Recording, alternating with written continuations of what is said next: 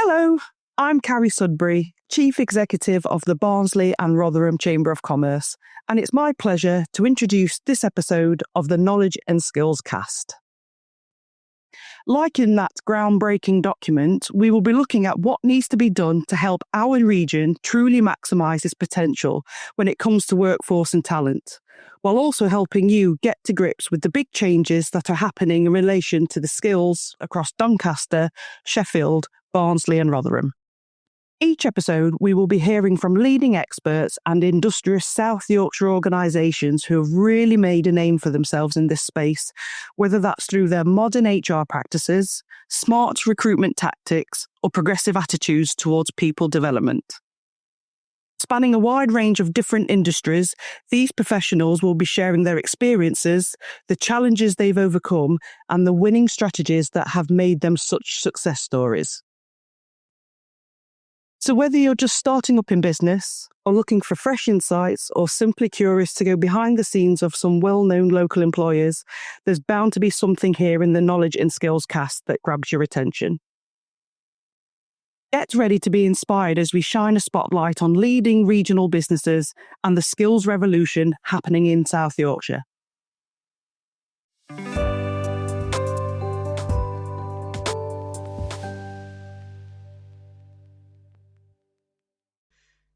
Hi, good afternoon, everybody. I'm Nikki Jones. I'm the Director of the University of Sheffield's AMRC Training Centre, and I've got a wonderful guest with us today, Jack Kidder, Responsible Business Manager at Henry Boot PLC.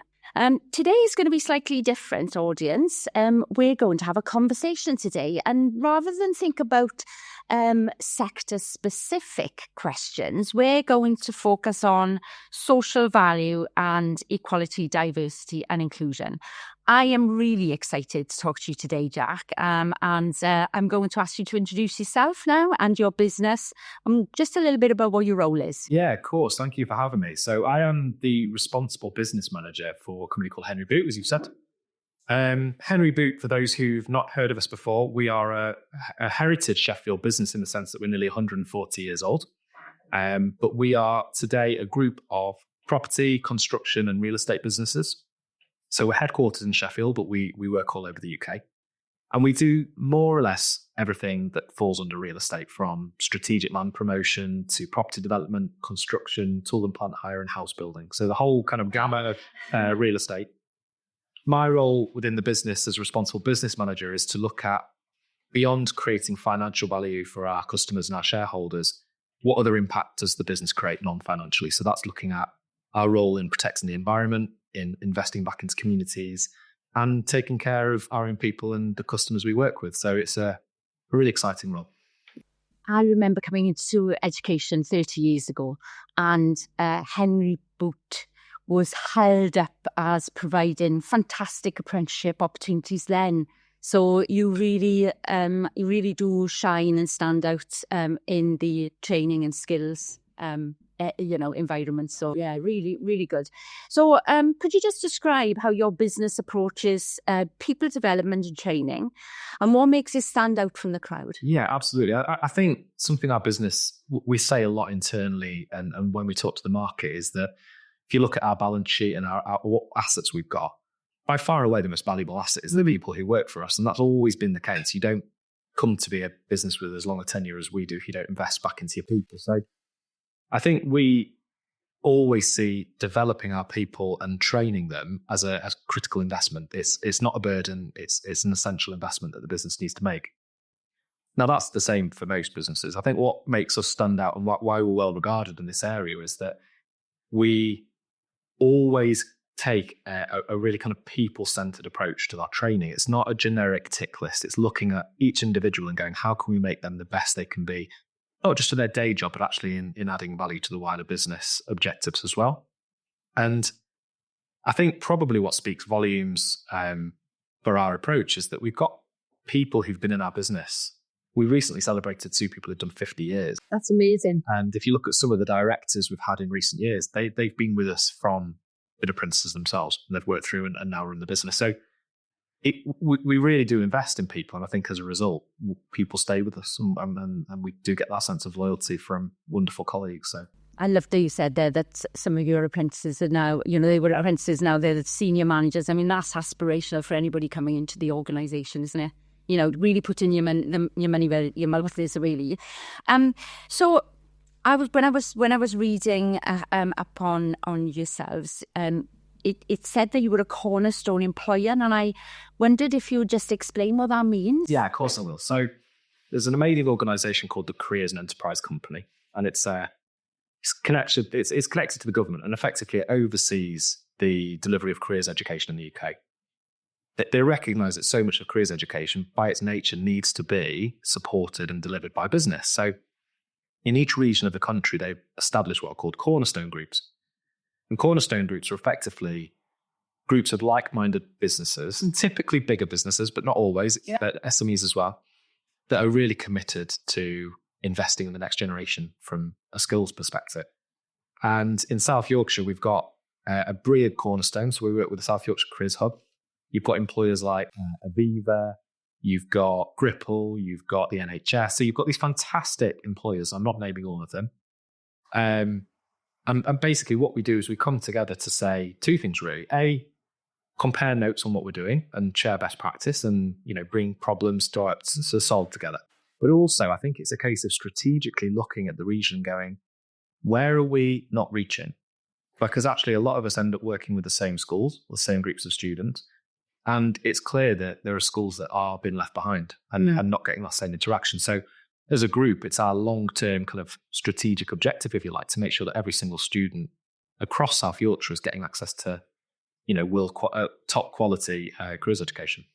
Fantastic. And the something that's been common across all the conversations I've had during these podcasts, and this is the fifth, I think, has been about careers advice and guidance. We've been doing some work with the LSIP, and these are part of that. And we've been doing some inside work with talking to employers and raising the awareness of, we talked about apprenticeships, but as their training and roles and, roles within certain sectors.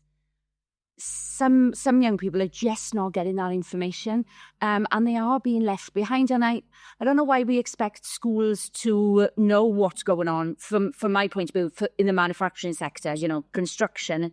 That's not the route they've gone throughout their journey. So that's been a clear message all the way through. Careers, getting in schools, giving young people the information and the opportunity, and parents as well. I mean, that's really critical. It really is. And I think it's the role of business to be proactive here because, I've encountered some incredible careers leads in schools. And then there's some schools where, unfortunately, they've either not got one, or it's somebody who's trying to do 9 or 10 different roles. So if we've got schools that haven't got that kind of consistent resource across, it's up to business, I think, to be a bit more proactive. And I would include us in this. Traditionally, if you look at the education outreach we were doing, it was very reactive. It was, if schools came to us, we would say, yes, of course, we'll come in and do a careers talk. We weren't going out and proactively targeting. And I think now we recognise that, particularly in an industry that has skills gaps, if we're not reaching those diverse communities and different talent pools that we've not accessed before, we're going to continue to struggle to bring in, a more diverse workforce. And so for us, this is about not leaving it to schools to fix the problem, but working with them and going, how can we make sure you've got the right information? And actually, do you know what? I think it's as important to excite teachers and parents. It is. As it is the students, because that is naturally going to be who the students turn to first for the guidance. I know as providers, we sit around the table and talk about, collaboration and we do work collaboratively, and careers and school engagement is a very big thing for us. We've taken on a schools engagement person because, as a provider, you can't just kind of rock up to a school 3 months before those students are due to leave and expect them to understand what's on offer. So we go to schools assemblies, we invite people in, and we do sort of, manufacturing camps and things. You really do have to, as a provider and employers, you really have to get out there and sell yourselves, really, and sell these careers, more important, because it's just so exciting out there.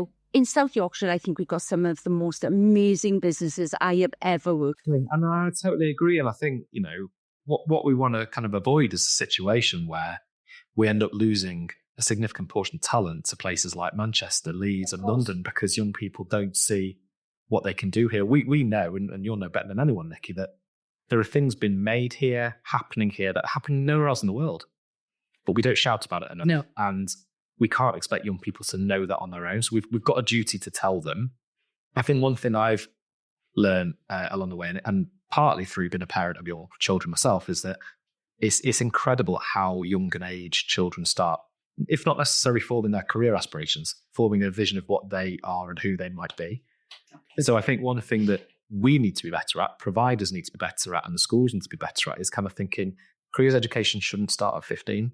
It should start at 5. And it doesn't have to be, rigid. It can be about skills. It can be about things they enjoy, but we've got to start talking. The real world, isn't it? They have to know what's going on in the real world and how they fit into that. I mean, we've done a lot of work over the years with primary, 5, 6 and 7. We've done competitions and they've just been amazing. Yeah. We know around things like manufacturing that, let's just take females. They'll have already made their mind up by 11 that they're not going to do it. Right? They'll have already made up their mind then for various different reasons and possibly younger than that. So if they're never exposed to that, then it's too late. It is too late. And also, I think that particularly for industries like manufacturing and construction, which we know they are perceived as quite traditional industries, quite male-dominated industries. I think we need to show them that the range of jobs. If you'd asked me when I was 15, would I work in construction? I'd have said, no, I don't see myself as being a painter. And that's what I thought it was. I think that's still what young people think. There's hundreds of job roles across construction, same in manufacturing. You've got to show them that if you're someone that wants to be practical and work on trades, great. But actually, we need creative thinkers. We need directors. We need the whole lot. So that's something I think as sectors, we could be so much stronger on. Absolutely. Okay, so I'm going to, we've mentioned apprenticeships a couple of times, and you will see that I will drop that in throughout our conversation. It's National Apprenticeship Week. How have you been celebrating? I think this year we have celebrated it in 2 quite distinct ways. Outwardly, we always look to share stories. So we've shared a couple of case studies this week about 2 of our amazing apprentices and past apprentices, Bradley and Millie. And rather than, trying to make it too kind of slick and PR-y, we've just been really honest. What does a day in their life look like? Why have they chosen to be where they are? What would they tell their peers, about their career journey? And that's been really good. What we're looking to do internally is we've got a really diverse business. So we've got everything from, like I say, tool and plant hire to construction, right through to head office roles. And whilst I think we have always done a really brilliant job of fostering our early career professionals, what we haven't done enough is necessarily bring them together. That's something we're looking to do, using National Apprenticeship Week as a little bit of an opportunity to kind of kick that off. But later this year, we're looking to create more internal networking opportunities and development for our apprentices together, whatever it is they are kind of studying or training to be.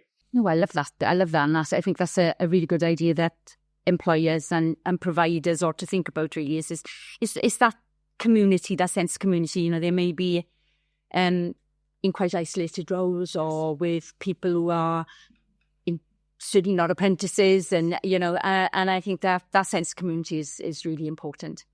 Okay, how important then do you think apprenticeships are going to be in supporting businesses, particularly around sort of some of the news we're talking with construction targets, for example? Oh, massively important. I mean, you've got a government that are signalling their intent around, particularly around house building, 1.5 million homes.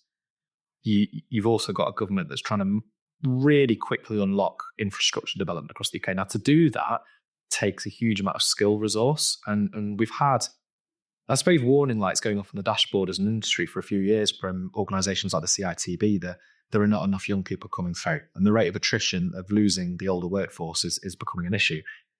Now, I think apprenticeships are going to play an absolutely critical role in that because we know it's one of the best mechanisms for skills transfer between very experienced people and those coming in. But I also think increasingly, we are busting the myths that apprentices are a kind of a B-class route. Some of our most talented early career professionals have come through as apprentices.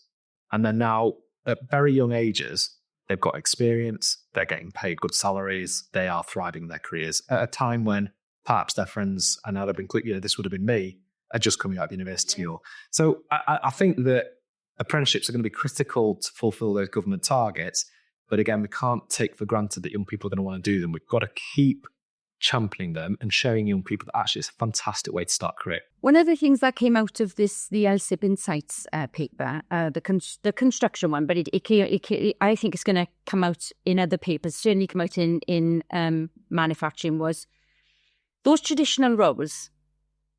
How do we keep those alive? Because there is, particularly around SMEs, is saying there's going to be a shortage for the bricklayers and the roofers. And so how do you, and then what advice could you give others in encouraging people that these are brilliant jobs, these are amazing jobs to have? I think it's really difficult, isn't it? I think there's a perception that those jobs on site and in factories, they're hard and they're they're manual, and it's not maybe as glamorous as going to work in an office or going to work in a professional career.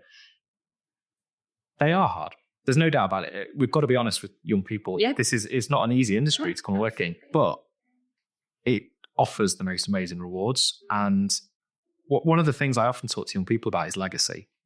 So you can walk around cities with colleagues from Henry Boot, and you won't believe the amount of times they point up at buildings and go, I did that. I made that. One of my old colleagues, he built the maternity unit his children were born. Oh, that's and it's things like that you don't get that from other kind of roles. I think what we have to try and get better at is showing young people that don't think your career starts and ends where you come in. So yeah, you might start working on a site as a bricklayer or as a plumber or whatever it may be, but actually you can use those skills to become a master in your field. But actually you can end up running businesses. Like I say, the people who have run our businesses have started on the tools as a teenager, and by the end of their career, they are managing directors. So careers are really fascinating things, and we need to make sure young people don't just think about the entry. Yeah, the next 2 years of their study or the next 3 years of their study, because we got some great stories. I got a couple that were all CEOs of their own company now. 3 or 4 years after finishing their apprenticeship, senior managers, project managers. So it's a starting point. That's what an apprenticeship is. It's a starting point for them, and understanding the industry and being able to have that skill set themselves will make them really strong leaders of the future. And I think a lot of our businesses talk about they call their apprenticeship program their leadership program. Oh, totally, and also I think that I think one of the challenges in education at the moment is we've put such an emphasis on academic qualification for lots of good reasons. But it does mean that actually I think the championing of practical skills has been lost along the way. And if you look at the creation of a building, it takes hundreds of people to create a building. But actually those skills that you were talking about, bricklaying, plumbing, joinery, they are technical specialist skills. And as a result, you can earn really good money. You become a master in that craft, you can become good money. So I think we just need to show young people, yes, it is hard work. Yes, it is graft. But actually the rewards are there. And can be seized, And particularly, with degree apprenticeships since 2017, my students leave with a BEng honours from Russell Group University, and they've been working since their level 3 apprenticeship. They're often quite senior in their organisation. They're certainly taking significant roles, earning really good money. So I hope that the divide between that sort of technical education and academic education is kind of merging slightly, and it's not as straightforward and as divided as it's been in the past. There's no doubt about it. Universities are we're blessed with the best universities here in South Yorkshire, but it's not for everything, and it's not for everybody, and just as apprenticeships aren't. But you would like to think we will live in a world where that choice is seen as an equal choice and a high quality choice. And I think that's what we've got to do. That's what we've got to make sure is available. That choice isn't just with students, and I think that's why we have to work hard on teachers and parents, because we know that students will be guided by the views of those they look up to and around them. And I think that, you know, it's only relatively recently in some ways that I think some of these preconceptions about apprenticeships have kind of been shaken off, because I think, you know, lots of parents who possibly might not have understood them before may have looked at that and gone, but that's not a degree. No. And so there was almost that kind of, you know, the prestige of it didn't feel like it matched up. Whereas now, you know, I look at, like I say, I think of a colleague who is in her early 20s. She hasn't got the debt from university. She's got 3 or 4 years of career under her belt, and she's earning a good salary now, you know, as a parent. That's kind of what you'd want. Now, that's not to say I would never not university. I went through it, loved it, would recommend it to anybody. But like you say, it's just not for everybody. It's a choice, and it needs to be an equal choice. And that's the important thing. But what we need to do is make sure that people are well informed. Exactly right. And that's what we work hard. We work hard to say, to keep people well informed, teachers, parents and young people, to say this is available to you. Exactly. And I think that's all we can strive for, really. So how do you think then providers, to educational providers, can support companies with their training needs? So, I mean, look, providers are a really critical part of the jigsaw, aren't they? Yeah. And I think probably there's 3 things that come to mind. I think providers need to support the industry to begin that conversation with your people earlier, as we've already said. Yeah.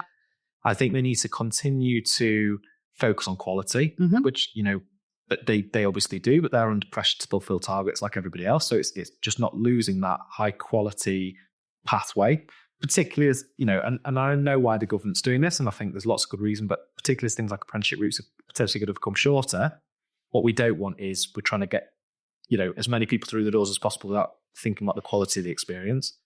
I think the last thing providers can do is be mindful of social value and to think about, as the industry is trying to become more diverse, attract different people, how can they help us do that right from entry level? Yeah, and that's a real segue to our social value questions now then. So can you tell us about your business's commitment to social value and how it plays into your overall mission? Yeah, absolutely. So look, the way we think about social value is that for us, it is a collaborative opportunity to work with our customers, to work with local stakeholders and communities as we're creating projects to really invest back into those issues that societies are facing. And so I think how it plays into our overall mission is that we pride ourselves not just on the physical product we leave, be that a building or a place we've created, but actually we pride ourselves on the community impact we've created at the same time. And for us, the legacy of the project is absolutely critical. And I can give you a brilliant example. Our construction business, Henry Boot Construction, did the Glassworks in Barnsley 3 or 4 years ago. I lived opposite then. Yeah, amazing. It was a brilliant opportunity, brilliant project. The legacy of that's been massive because for us, because we invested so much back into Barnsley during that process, the positive reputation and legacy we took from that as a business has really helped us then be able to show to other clients that this is something we take very seriously. So I think we very much see it as it's part of how we do work. It's not a bolt-on or a peripheral issue. This is part of our business. Yeah, and it created a real buzz actually. And I've talked to many people, and it's like, oh, the Glassworks and Barnsley. Yeah, it's just great. What are the key social impact goals your business has set, and how do you measure progress towards these? So what we've done So Henry Boot is a PLC. So as a group of companies, we've come together as a group of businesses, and we have established what we call our responsible business strategy. So we, like most businesses, have a commercial strategy, and 3 years ago, we established a responsible business strategy that would sit alongside that and, you know, say, look, as we're trying to grow our business and create more revenue for stakeholders and shareholders, what's the impact we're trying to create? So we set ourselves a whole range of medium-term targets. It was really important for us to put a date on that. So that strategy actually runs out at the end of this year. So we're on track, hopefully, to achieve everything we set out to do. But what we did is we kind of set it out across 4 separate pillars. So really simple. It was against people, which is the people who work for us, places, which is the communities we serve, planet, the environment around us, and partners, those we work with and for. And we set ourselves objectives against those separate areas. And just to give you an example, the kind of key things we've set out to do at a headline level, we're trying to decarbonise our business and reach net zero carbon for our direct emissions. we're trying to contribute towards a much more diverse and thriving long-term workforce in our industry. And we're trying to reshape how companies tackle societal issues. So I think gone are the days where a company just writes a check and hands it over to a charity and says, good luck. What we have a really critical role in creating really great opportunities for communities. So for us, we wanted to put some numbers and targets to that, so it wasn't just a nice statement. Yes. We could hold ourselves accountable. You've got to get more job satisfaction when you've got those sorts of targets around there. It is about legacy, isn't it? And you would hope that in 10 years' time you come back and you can really see the impact that. But it's interesting. When we recruit, not always, but quite often, we're asked about that interview because people see it as, people to a degree now take for granted that businesses are successful.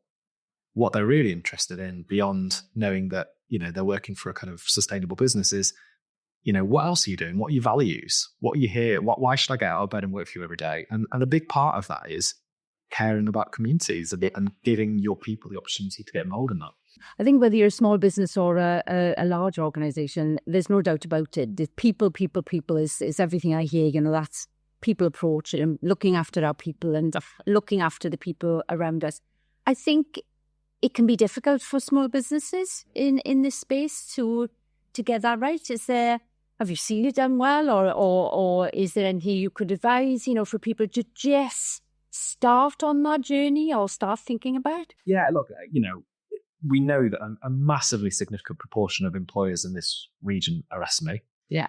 And not many SMEs can employ, someone like me, someone to directly oversee us. So we know that the resource isn't always there. I think what I would say to SMEs is don't be daunted by the scale of what responsible business or social value can encompass. I think the first thing is to think about the work you do, think about the customers you serve, and think about what matters to them, and think about what matters to the people who work for you. And it's better to start small and do a few bits than do nothing at all. And the advice I would tend to give to SMEs is start capturing the good stuff you're doing, because a lot of them do brilliant stuff. We know they're in schools volunteering. They will 100% be giving to charities, volunteering, and going to schools. And the problem is a lot of that information is just not captured. So I think the first thing is just, even if it's just a simple spreadsheet, just keep a record of the good stuff you're already doing. And then I think just choose 2 or 3 things that don't have to be really significant things, but just choose 2 or 3 things over a year or 2 years that you can do and set yourself off. And examples could be, going to work in schools. It could be looking at the local authority area you work in and understanding what their priorities are. So if it's child poverty or if it's food poverty, can you get involved with the local food bank? Can you get involved with the local homeless charity? It's just taking a positive step. Taking apprenticeships on, offering work placements, all those sorts of things. Yeah, absolutely. One thing, so I spoke yesterday at the Meet the Buyer event, and one thing that I said there was most businesses recruit. Yes. So very, very simple thing you can do is next time you have a job opportunity, be thoughtful about how you're recruiting. Don't just put it out in the easiest channel. Do get in touch with the job centres, do get in touch with the local authority to say, I've got this job opportunity. I want to give someone who needs work a chance. How do I do that? And take that risk, because it does pay off. Yeah, most definitely. And as you said, that sense of satisfaction really at making a difference, that once you've left somewhere, you can always go back and hold your heads up high and know that you've made a real impact as an organisation and as an individual, really. I think that's quite special. Thank you. And how does your company balance profitability with social value creation? And do you think that this can be done effectively in the current business climate? I think that the way we balance it is we try and see them not as distinct things. Yes. In the sense that, yes, social value requires resource, but we know that we can't be profitable if we're not good at social value. I think for an organisation like ours that does so much work in the public sector, we don't really have a choice whether or not to be good at this anymore. We do pride ourselves on it, but it's an expectation from government and local authorities that you're good at this. So I think that's the easy way to answer that question, is just to say we see them as 2 sides of the same coin. I think in terms of how to do it effectively in the current business climate, again, it just goes back to that. It doesn't have to be hugely intensive from regards to resource. Some of the kind of most impactful things we do aren't actually that resource intensive. So I'll give you one more example, which was that we just finished recently a project in York. So we were redoing up the old Roundtrees factory. Yeah. Beautiful building, incredible project. And we got involved with York College, sponsored their Construction Student of the Year award. Fantastic. Brilliant. Really, a really easy thing to do. The winner of that award was a young man who comes from a refugee background and was looking to get into bricklaying. Now, we were just coming to the end of our project, so we couldn't give him an opportunity with us. But actually, there was another project happening adjacent to ours, and we had a relationship there. So we were able to create, just through a few emails and phone calls, we were able to get him a placement onto the adjacent project. So great. He didn't necessarily join us, but we know we've changed direction for him by getting him that work. But with social value, what we've got to be really careful not to do is to dehumanize it by just seeing it as numbers on a spreadsheet. Yes. It's the most impactful social value sometimes is just those personable touches.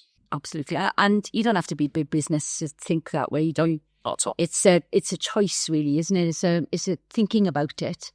And I think that if you're a small business, people will be the thing you can make a real impact on. Absolutely. And look, we are really kind of thoughtful around the challenges that SME, particularly in construction, have faced over the last. It's been a very demanding period for the industry, and we know lots of our subcontractors and other subcontractors across the UK have gone through trying times. And I think that for us, what we don't want to do is use social value as a stick to beat anybody with. Yeah, of course. It's using it to create opportunity and to, like I say, it doesn't have to be huge things, but it can. Sometimes it's the smaller people-focused things that can have the best impact. Yeah, it can be transformational for small businesses as well as the individuals that they can help. And actually, we would not survive without small business in this country. So it's the responsibility of us all, really, to make sure we work with small business and support whatever we can. Yes. Because as I said, we wouldn't be able to survive without them. So, that's brilliant. Thank you. In your view, how has the concept of social value evolved over the last few years? So I think it's evolved really rapidly, actually. I mean, I think probably the simplest way to say this is it's gone from being a nice thing to do, a choice, to it's now a really significant part of procurement. So we know that in most tenders, almost certainly all public sector tenders, but increasingly private sector as well, there'll be an element of social value. So we know it's part of how we run work.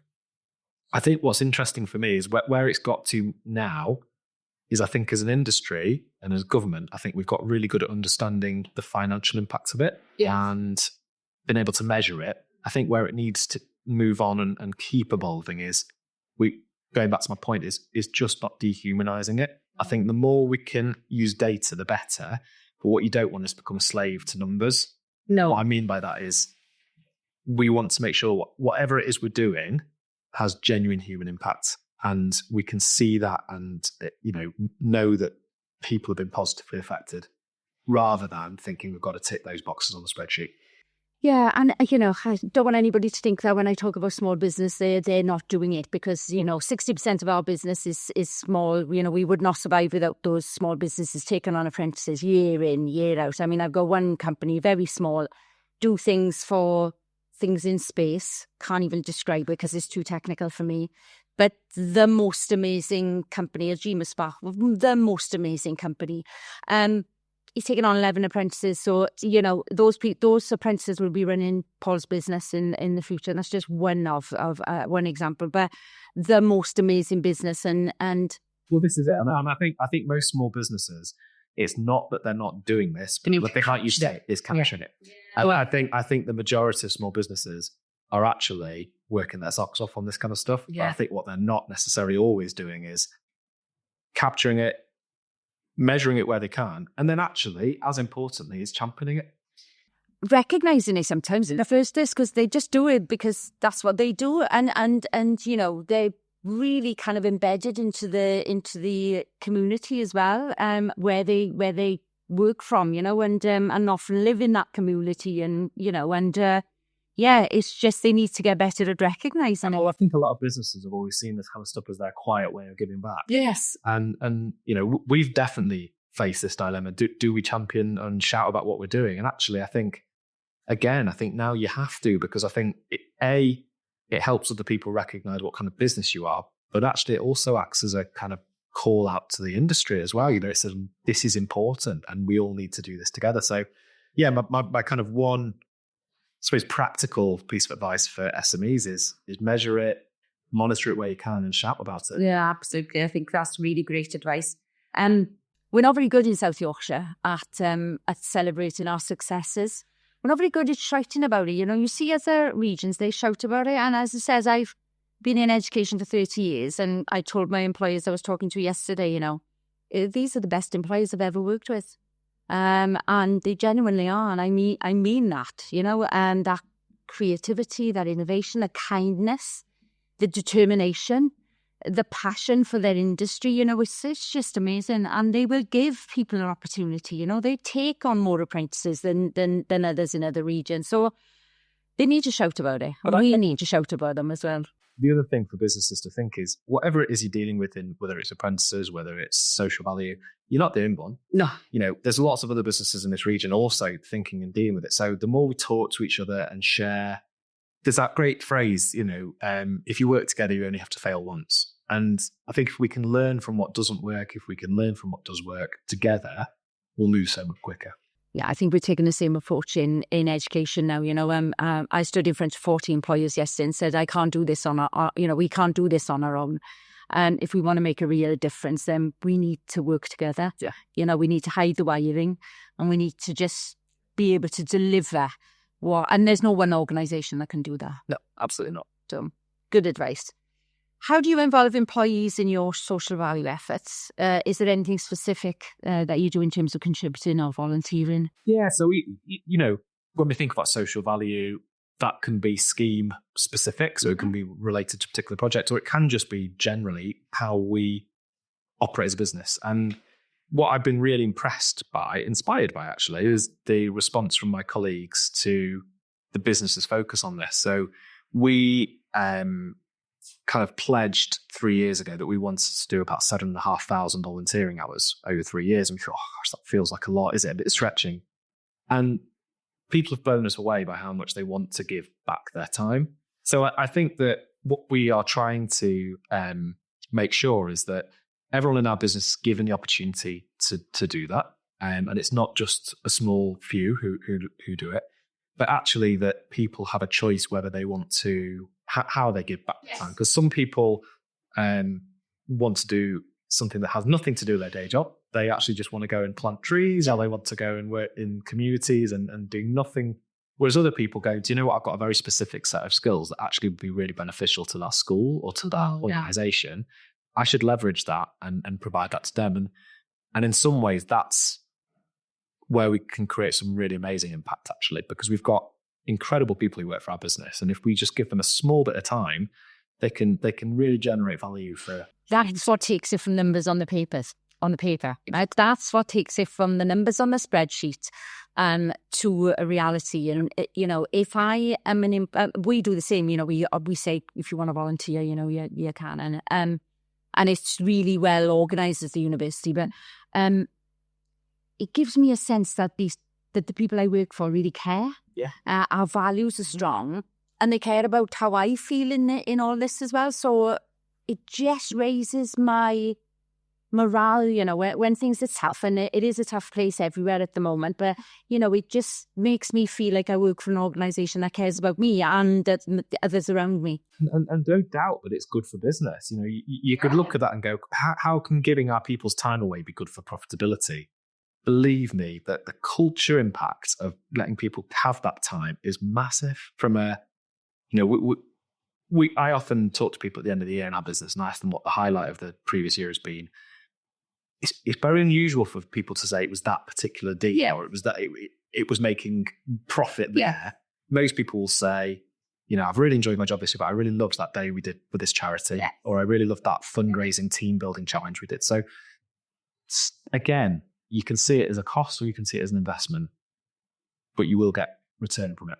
I mean, I see it as an absolute investment, keeping staff and, that retention of staff, that kind of, the morale, the sense of belonging, the commitment that people have to their organisations. They feel really loyal to those organisations. So there's no downside really, is there? No.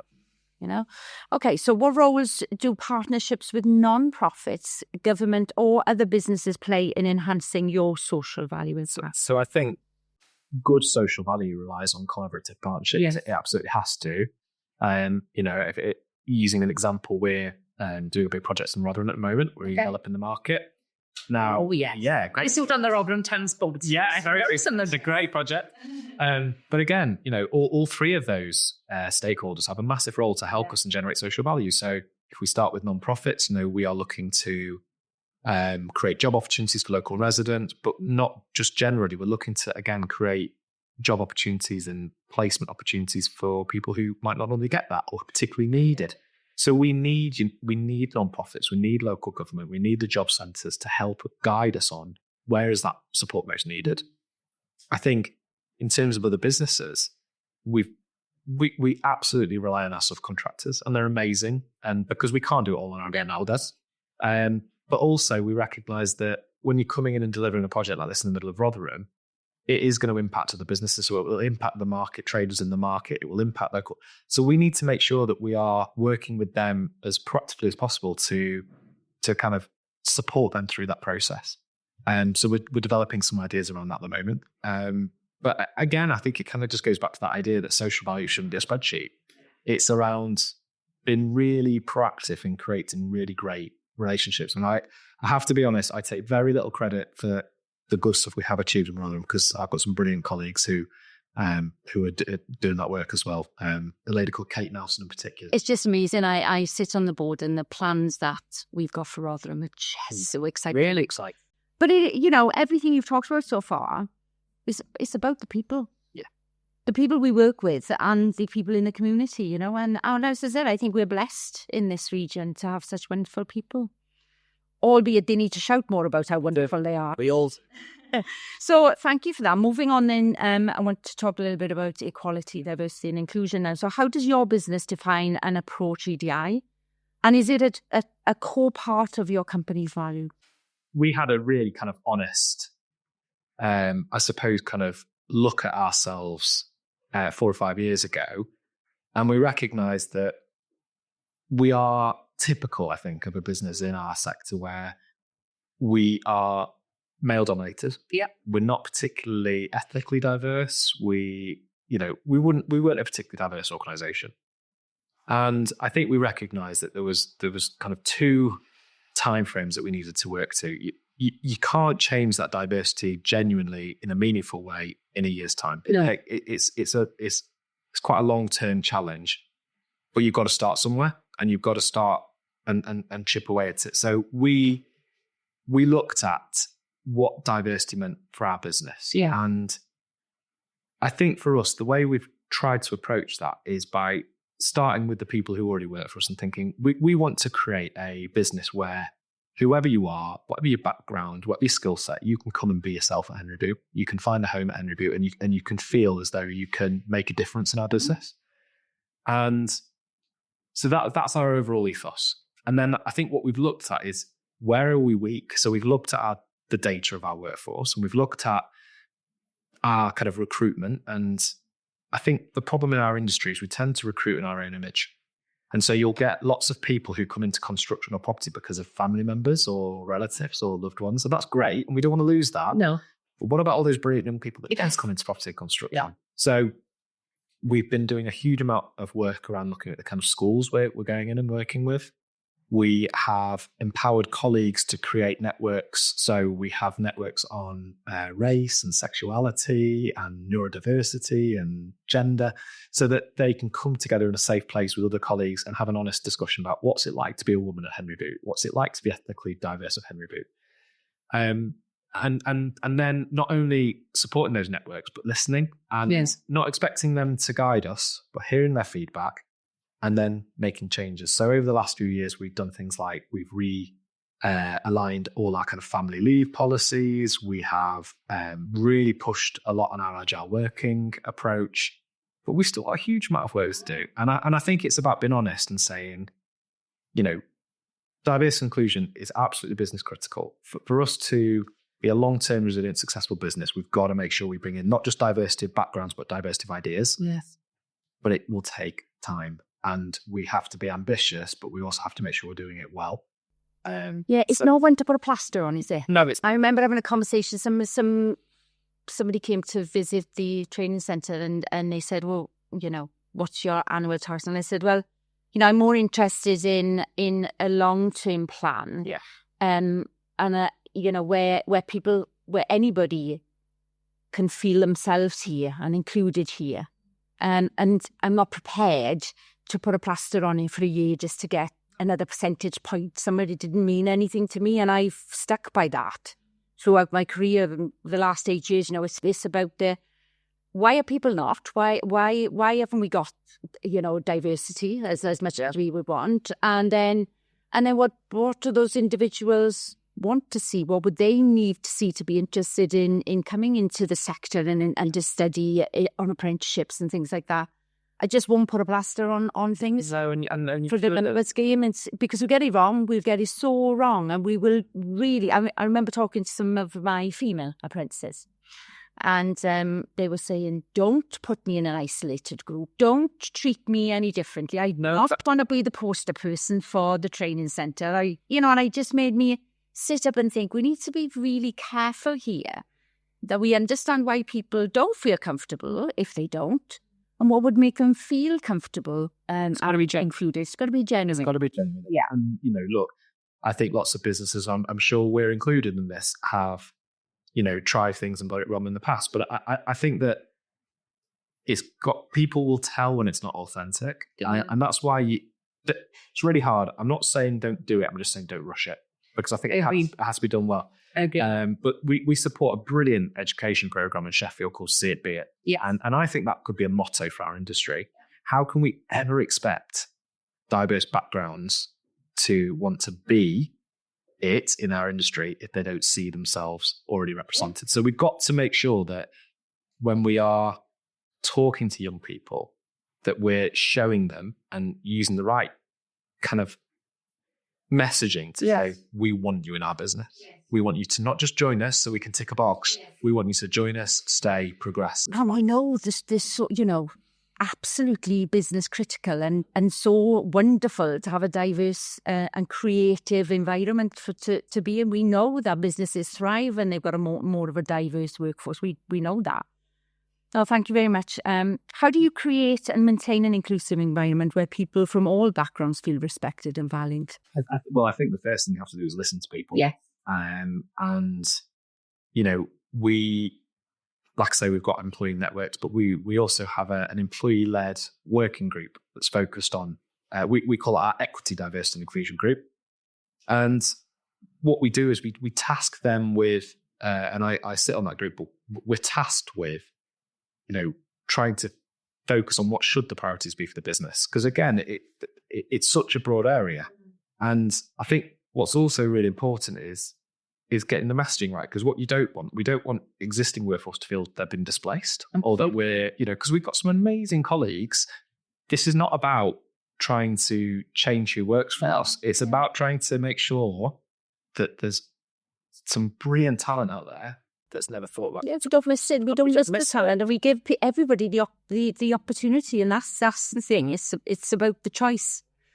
But in answer to the question, I think one thing that's made a massive difference in our business is personal stories. So I had a couple of colleagues here, and fair play to them because they've been really brave and they come forward to do it. But I had a colleague who disclosed an autism diagnosis to the rest of the business when we were celebrating neurodiversity awareness. We had another colleague who set up our LGBT network, and he talked about his experiences and I just think people relate to people. So hearing those personal stories is really impactful. Now, we would never expect people to do that, but I think the more what I'm seeing is the more our culture is evolving, more people want to do it. Well, they feel comfortable to do it and they feel it's important. And it's important to us because they're opening the door for, and providing that pathway and saying, this is great, and they got confidence to I take real pleasure in the fact that my students and my staff feel very comfortable to share their stories. And yeah, we'll get on with this, Nick. We think this is really important. Yeah, off you go. Yeah, but again, I think it makes us a stronger business because you realise, it helps you understand what makes people tick, how we can help them be fulfilled and productive. And I think for line managers, we know that relationship between line manager and who reports to them is absolutely critical for people's well-being and how comfortable they feel in a role. I think it helps line managers. We've done some sessions recently on female health business, and we've done quite a lot around the menopause. And I think that's been really interesting for line managers because, let's say you've got a male line manager, they may not fully understand the implications of the menopause, but actually if they're managing women in their team and they learn about the impact, it can help them go, right, okay, I know now how I can best support you and how I can get the best out of you and how you can get the best out of your... I understand what's going on with you here, which I know is really important. Got to talk to you. You mentioned menopause there. Yesterday, in front of 40 employers, I managed to turn HR into HRT. And only I could bring HR and the menopause together, right? And instead of just going over it, I had to say something about it. And then later on, I said something about it again. So I just I have to share. It just humanizes. People get very worried talking about these topics because there's been stigma around them in the past. And, what we've tried to create at Henry Boot is a culture where people aren't afraid to ask questions. Try and get it wrong. And we can work with people to make sure they don't feel silly, but actually the impact that can have on colleagues is massive. Really positive. So. It absolutely is. Just a bit of understanding and a bit of kind of flexibility can make all the difference, actually. So how do you track and report on diversity and inclusion metrics? What we've done is we started off where we had the most visibility. So one of the challenges of being an older business is we have people who've worked for us for such a long time, is that actually our people data, it's not always easy to have completely consistent data. Yeah. So what we've done is we've started off where we've got the best visibility, which for us was gender. We recognise, I think, when I joined the business, we were about 80-20, male, female. And we set ourselves an aspiration that we wanted to change that balance. And we've done that. We've brought our gender pay gap down. We've changed the gender balance more or less to where we hope to get it to in this time frame. What I think we're looking to do even better now is use that data to really help us fully understand what that looks like at all levels of the business. So not just your headline overall figures, but, let's use data to tell us how many women are getting to senior management positions, how many women are getting into director roles. Does that look the same across all the businesses, or is it different in operational roles? And that's what we're trying to get more sophisticated at. I think we also recognise, again, some of the legislation coming down the line is encouraging greater understanding of things like ethnic pay gaps and disability. So we're actually, one of our kind of key focuses at the moment is just working with our people to make sure we've got the best understanding of who works for us so that we can set relevant interventions and objectives. I would say that I think it's challenging for any business, and these are sensitive topics. So we've tried to walk before we can run, but we're still learning. They're emotive topics, aren't they? They are.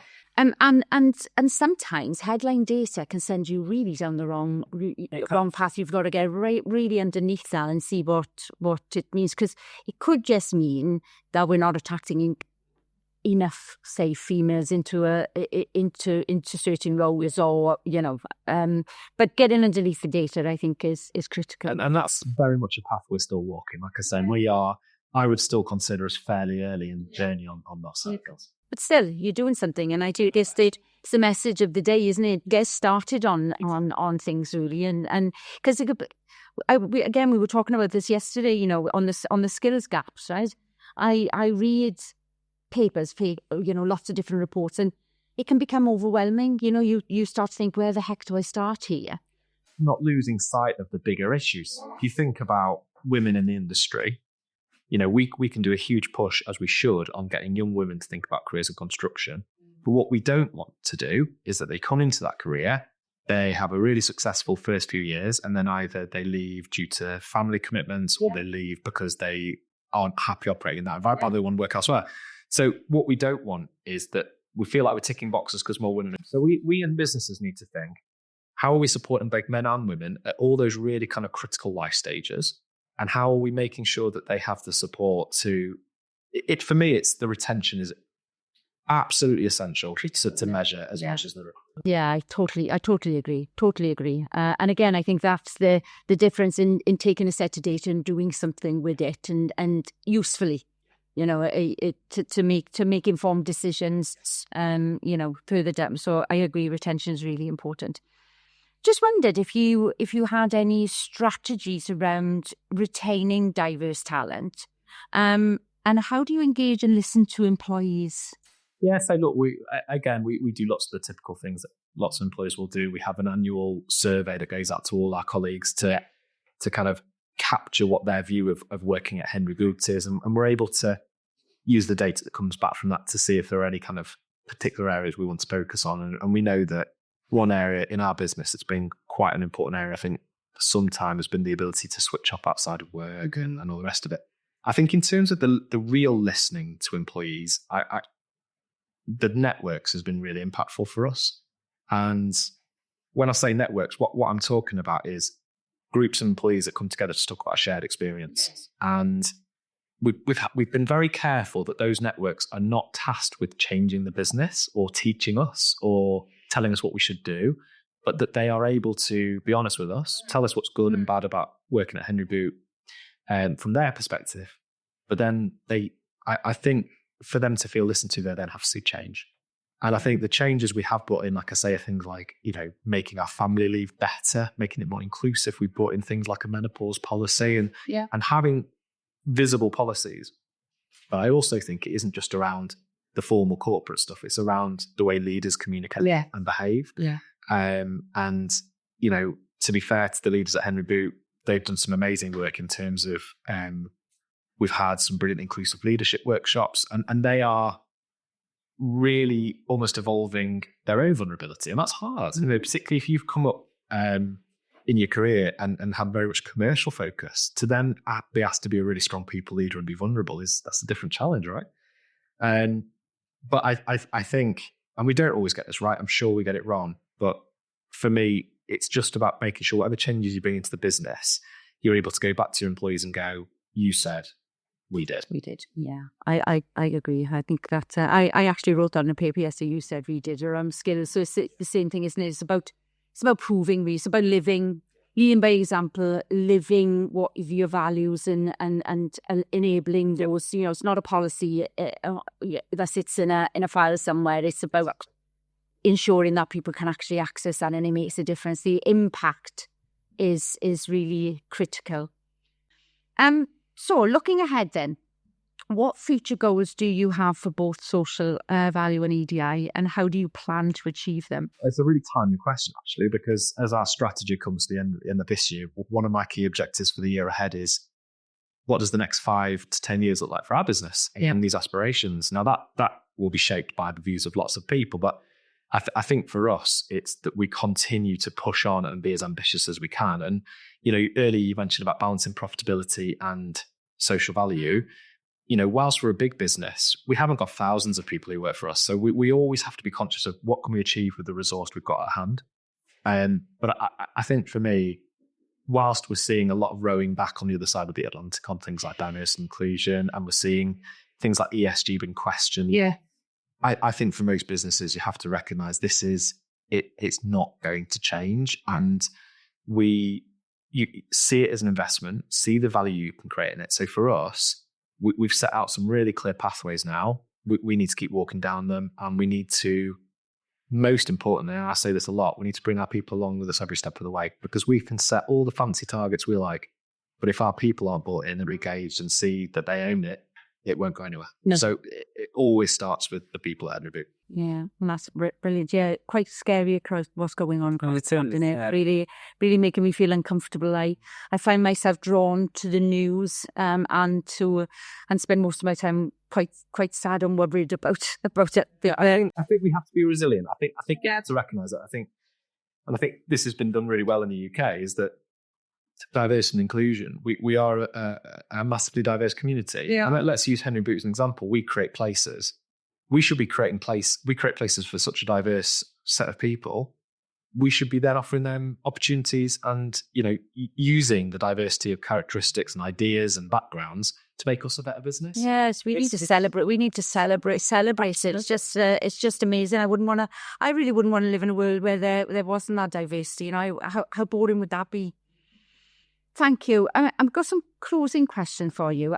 I've loved talking to you, by the way. I could talk to you all afternoon and may drag you back in at some time. Well, no doubt we will drag him back in at some time. As businesses are increasingly held accountable for their social and ethical practices, how do you think companies can stay ahead of the curve in terms of EDI and social? I think it's really simple. I think you see it as an investment. Yeah. And you see it as something that's important, as important to focus your time on as any other kind of key component of your business. And I think in doing that, that's ultimately the goal of social value and ESG, is that it becomes part of how we all do business. Business critical. Yeah. And I think in terms of staying ahead of the curve, don't be afraid to shout about it. Yes. And be genuine in that. Don't say you're doing more than you are, but don't hide your light under a bushel. Yeah. I think it's really impactful when companies celebrate the good work they do. And the more of us that do it, the more of us it's a call to industries to evolve and change. So start shouting. Yeah, most definitely. What's the one thing you'd like your customers, partners and community to remember about your business's approach to EDI and social value? That's a great. We're 140 next year at Henry Boot. It's amazing. Not the royal we, obviously.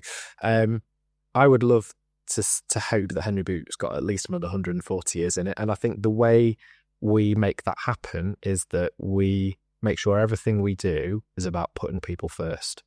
And that's our people. It's the people we work for. It's the people we work with. And in doing that and doing right by them and changing and evolving our business, I think ultimately we want to be a business that makes people's lives better in the products we create. And that's, I think, what it all comes down to, isn't it? Yeah, that's an amazing way to finish. I'm booking you to come and talk to our employers. They'd love to hear you.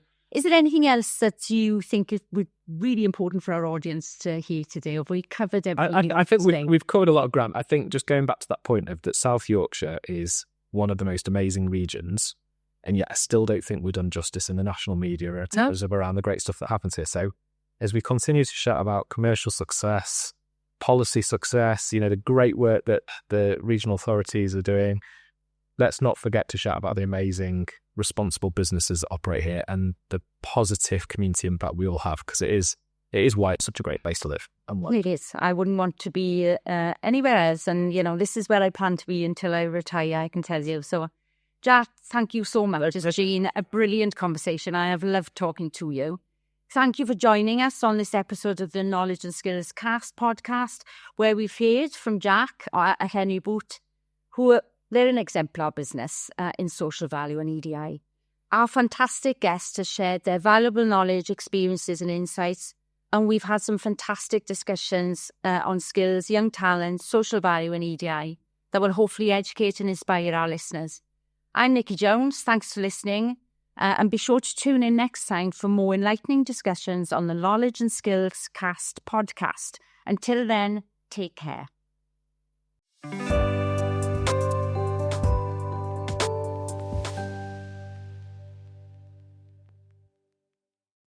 Thank you for listening to the Knowledge and Skills Cast. We hope that, like us, you found this to be fascinating discussions filled with useful insights and intriguing ideas about where our region is heading next when it comes to skills.